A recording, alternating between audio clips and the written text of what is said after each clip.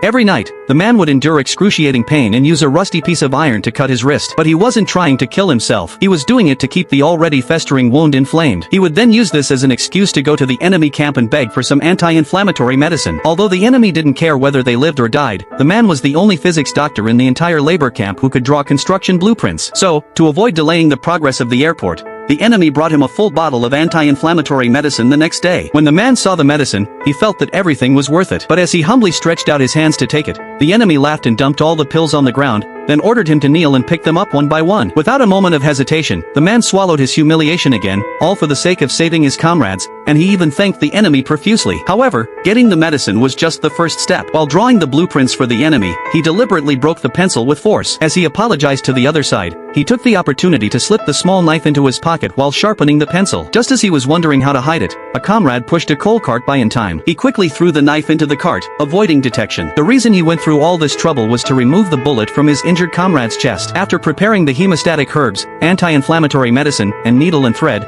they began the surgery that was bound to be a matter of life and death. Not to mention whether the bullet could be removed. The pain without anesthesia was something most people couldn't bear. If they made a sound by accident, the enemy would come and kill them instantly. But the comrade's injury could no longer be delayed. So the man heated the small knife over the fire for a long time and finally began the surgery. But the man was naturally timid, and surgery wasn't his specialty. When he made the first cut, he was already sweating profusely from nervousness. While the comrade endured the intense pain, he kept encouraging the man. But after the man removed the rotten flesh from the chest, he found that the bullet had actually hit the bone and was almost to the heart. Just as the man was about to pry the bullet out of the bone, the comrade could no longer hold on and fainted completely. To make matters worse, the pencil knife broke into two pieces as well. The man looked at the broken knife in his hand and the unconscious comrade, and he instantly fell into a state of hysterical collapse. But a punch from his comrade brought him back to his senses. After more than 10 minutes of effort, the bullet was finally pried out, but with the removal of the bullet, a gush of blood suddenly sprayed onto his face. The comrade's breathing grew weaker and weaker, and before they could start stitching, his chest stopped rising and falling. At that moment,